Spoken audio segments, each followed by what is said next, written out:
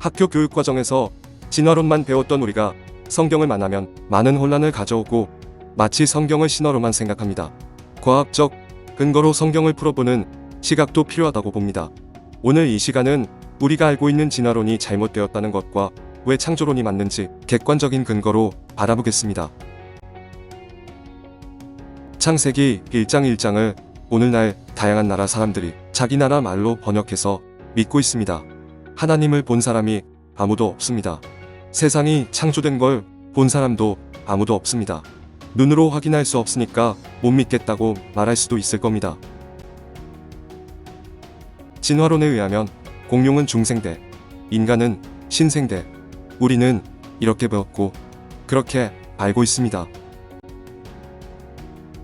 진화가 사실이라면 원숭이나 말이나 개구리가 처음부터 이런 모습이 아니었고 다른 동물이 변해서 현재의 모습이어야 합니다.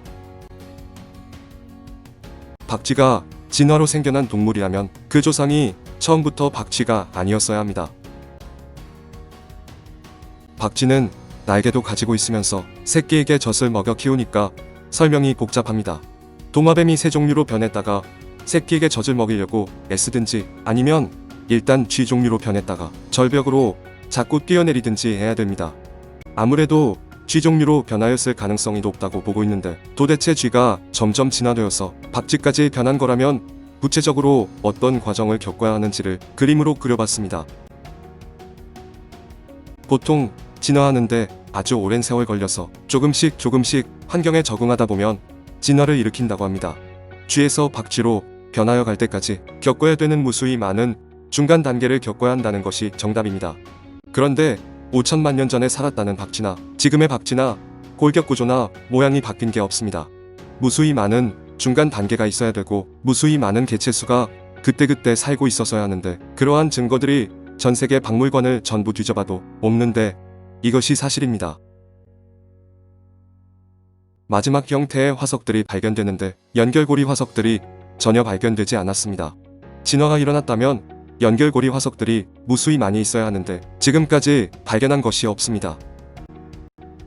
진화가 일어났다면 존재했었어야 하는 중간 단계 괴물입니다. 어쩌다 하나 발견되는 게 아니고 무수히 많이 발견되어야 하는데 없습니다. 창조론은 말이든 개든 조상이 따로 있다는 겁니다. 그 안에서 다양한 후손들이 나타날 수는 있지만 말과 개가 공동의 조성을 갖고 있는 건 아니다라는 게 창조론입니다. 그런데 학교에서 배우는 진화론은 모든 생명체들이 공통의 조상으로부터 갈라졌다는 것인데 그러면 아래 증거는 별로 의미가 없고 위에 있는 증거가 필요합니다. 지금까지 증거를 찾지 못하고 위쪽 모델과 아래쪽 모델이 똑같았다는 것입니다. 처음부터 창조론이 맞았다는 것입니다. 원숭이가 진화돼서 사람이 된 것이 아니고 원숭이 따로 사람 따로라는 것이 창조론입니다.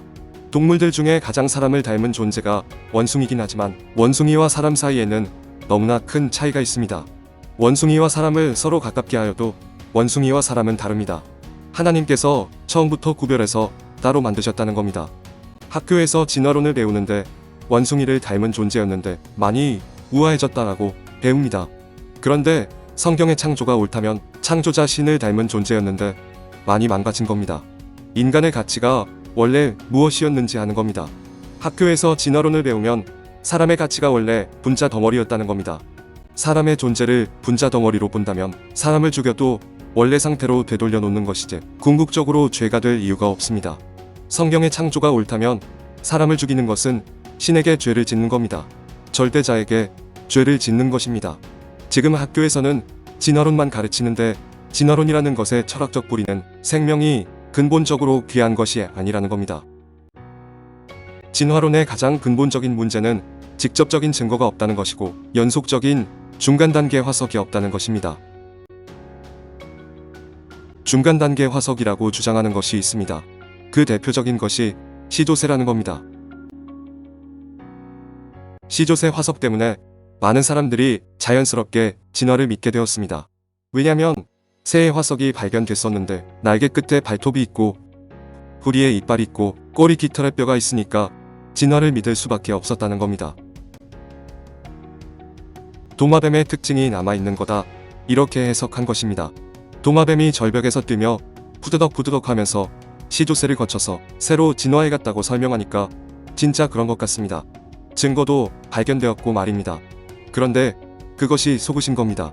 정말 진화된 게 맞다면 시조새와 도마뱀 화석만 발견되는 게 아니고 시조새와 도마뱀을 연결시켜주는 연결고리들이 발견되어야 합니다.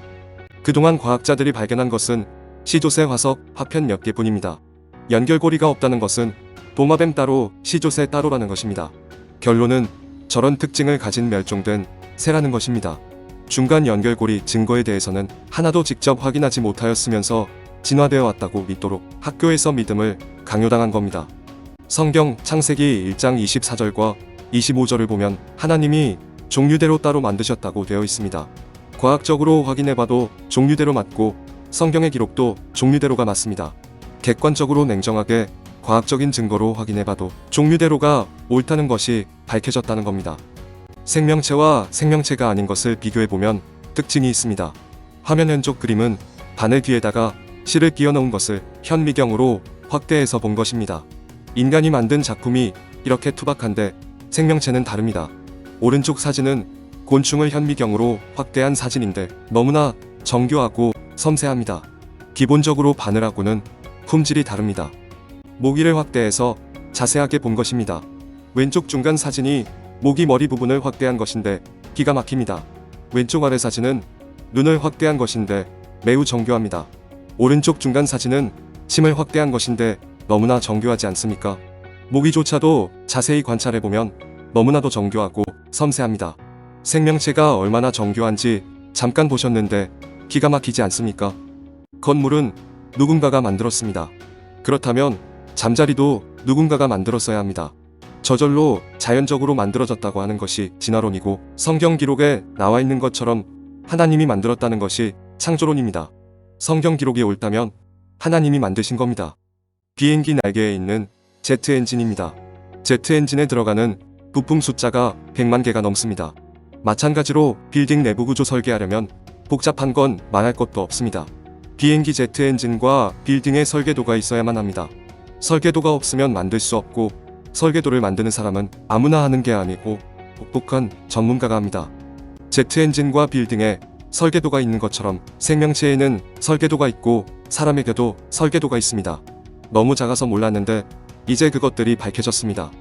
생명체의 설계도는 DNA입니다. 모든 생명체가 설계도가 있다는 겁니다. 하나님께서 몸속에 넣어주었습니다. 자식을 낳으면 부모를 닮고 아버지가 물려주는 유전자와 어머니가 물려주는 유전자 때문에 닮습니다. 요즘 말로 유전자이고 옛날 어른들은 글씨가 글씨라고 했습니다. 바로 글씨가 유전자고 설계도입니다. 태아의 모습인데 임신 3개월, 10개월 된 태아와 신생아의 모습입니다. 부모의 유전자를 갖고 태어난 것입니다. 모든 생명체에는 유전자가 있습니다. 생명체를 만든 창조자가 설계도를 만들어 놓은 것입니다. 모르스 부호 아실 겁니다. 지금은 디지털 시대라서 스마트폰으로 통화하고 메시지도 보내고 그러지만 옛날에는 전보를 친다고 했는데 바로 모르스 부호입니다. 모르스 부호는 단 2개의 신호만 있는데 짧은 기능 이렇게 2개입니다. 알파벳은 26개 문자가 있지만 모르스 부호는 2개뿐인데 백과사전도 기록할 수 있습니다. 모르스 부호 아실 겁니다. 지금은 디지털 시대라서 스마트폰으로 통화하고 메시지도 보내고 그러지만 옛날에는 전보를 친다고 했는데 바로 모르스 부호입니다. 모르스 부호는 단 2개의 신호만 있는데 짧은 기능 이렇게 2개입니다. 알파벳은 26개 문자가 있지만 모르스 부호는 2개뿐인데 백과사전도 기록할 수 있습니다. 바로 디지털 신호인데 컴퓨터에서 사용하는 언어입니다. 0과 1 2개 신호만 있으면 모든 걸 기록할 수 있고 표현할 수 있습니다. 우리가 흔히 이진법이라고 하는 숫자 0과 1입니다. 컴퓨터 내부에서는 전기적인 신호일 겁니다. 전기가 흐르면 1이고 전기가 흐르지 않으면 0으로 되는 겁니다. 마찬가지로 불빛이 들어오면 1이고 불빛이 들어오지 않으면 0으로 처리되는데 이렇게 2가지 형태로 표현할 수 있는 것이 많을 겁니다. 2가지 신호 체계를 사용하는 것이 또 발견되었습니다. DNA입니다. 복잡할 것 같지만 매우 단순합니다.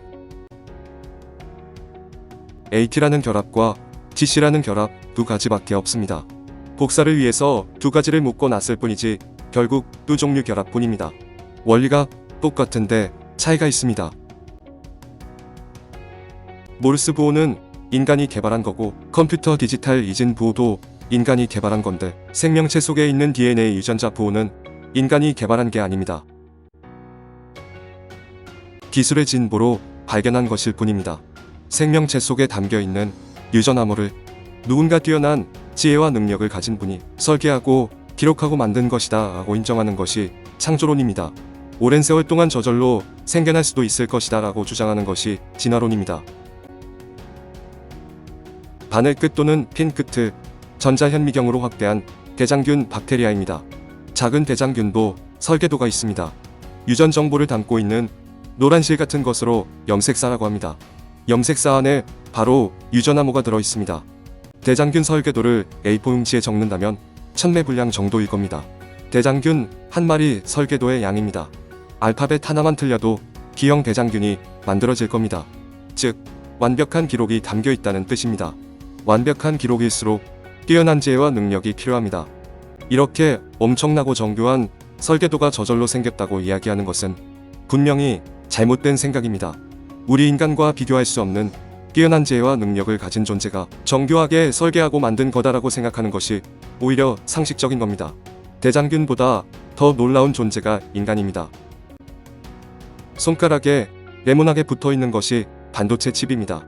엄청난 양의 기록을 담을 수 있습니다. 손가락점 크기만 한 곳에 예전에는 2만 권 정도 담았는데 현재는 2천만 권 이상을 담고 있습니다. 세포 쪽에는 백과사전 1000권 정도가 들어있다고 합니다. 언뜻 보면 2만 권이 매우 커 보이지만 착각하지 마십시오. 둘을 똑같은 크기로 비교하면 세포가 1억 배가 넘는다는 겁니다. 어느 쪽이 더 훌륭한 작품인지 이해가 될 것입니다. 반도체 칩을 설계한 과학자들의 지혜와 능력이 존경받을 만하다고 인정한다면, 생명을 설계하신 분이 계시다면 그분의 지혜와 능력은 지극히 존경받아야 마땅하다라고 봅니다. 그 상상할 수 없는 지혜와 능력을 가진 분이 있습니다. 그분을 꼭 만나시길 바랍니다. 이 시절 기억나십니까? 이 과정 중에 한순간만 조절이 잘못되어도 치명적인 문제가 생깁니다. 이 모든 일이 완벽하게 10개월 동안 진행되려면 처음부터 완벽하게 설계가 되어 있어야 합니다. 중간에 설계를 변경할 수가 없다는 겁니다. 처음부터 완벽한 설계도가 있다는 것이 정답입니다. 그렇다면 생명체가 탄생하도록 하신 분은 전능하신 분일 겁니다. 분명히 전능하신 분이 계시고 많은 걸 만드셨다는 것입니다. 하나님의 완벽한 최고의 결작품은 사람입니다. 지금 가장 많이 망가진 것도 사람입니다. 창조가 이해가 되고 믿어지게 되면 구원이 필요하다는 것도 깨달아집니다. 천국이 있다는 것도 너무나 당연하게 깨달아지게 됩니다. 그래서 2000년에 이 땅에 보내주신 분이 예수 그리스도이신데 바로 우리의 구원을 위해서 창조자 하나님께서 보내신 분입니다. 믿으면 구원을 얻게 될 것입니다. 창조의 증거에 대해서 말씀드렸는데 중요한 한 단어 무엇일까요? 설계도입니다. 우리 몸속에 설계도가 있는 한 우리를 설계하신 분이 우리를 구원하십니다. 그 설계하신 분을 꼭 만나시길 바랍니다.